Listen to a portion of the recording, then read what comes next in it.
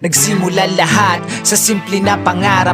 Mula na marinig ko ang musikang rap. Sa radyo na sira-sira na yuping baterya. At minsan para tumunog iniipitan ng barya. Ganun ang buhay sa bundok, ganun ang buhay ko sa isla. Minsan nasa bubong at hawak-hawak ang antena upang mapakinggan mga tula at awitin ng mga idolong para sa akin ay bituin. Susungkitin, aabutin, susundan ang mga yapak. Kahit na madaming tao ang sakin humalakhak, tuloy pa rin sa paghakbang, tuloy pa rin sa pag-abante. Ang buhay ay mahirap kaya dapat madiskarte. Hanggang sa natutunan kong sumulat ng tula. Merong mga sumimangot, merong din na natuwa. Maraming mga nagsasabing di ko to magagawa. Kung pakinggan ko ba sila, meron po bang mapapala? Kaya sarili tinulungan kahit pati natawanan. Nahabulin ko pa rin kung ako man ay maiwanan. Tutuloy pa rin ako at walang balak huminto, tulad ng mainit na pagdaloy ng aking dugo. Kaya bilang Pilipinong Bicolanong Albayano, ang pagsukong salita wala sa aking bokabularyo. Kahit saan man dumating, mapalangit man impyerno, ako nga pala si Kimson Oragon na Bicolano. Kayang-kayang sumabay kahit saan mo pa ko dalhin.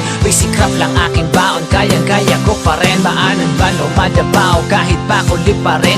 Isusuko sa aking pangarap, tagumpay mararating. Aabot din sa pangarap na aking minimithi. At ang luha ko'y ligayang may kasamang ngiti. Kahit bali-baliin man nila tulay na dadaanan, di titigil sa pagtusad, tinig man ay lalakaran. Kapalaran lamang, bagay na di kayang pigilan. Pero pag walang gawa, wala ka din paroroonan. Sambayan ang panalangin ng bawat pagsisikap. Lahat maaabot, sintaas man to ng ulap. Kaya sana'y marinig, kahit simple lang ito. Di na sa'kin importante ang manalo o matalo. Di naman ako mahusay katulad ng iba, basta't sa ginawa kong to ako ay masaya. Di na mahalaga kung sa'kin maniwala isa. Opo, ako ay rapper din kahit di halata. Pero pangarap ko pa rin makilala ang awitin. Mapasama sa mga mahusay ay gusto ko din.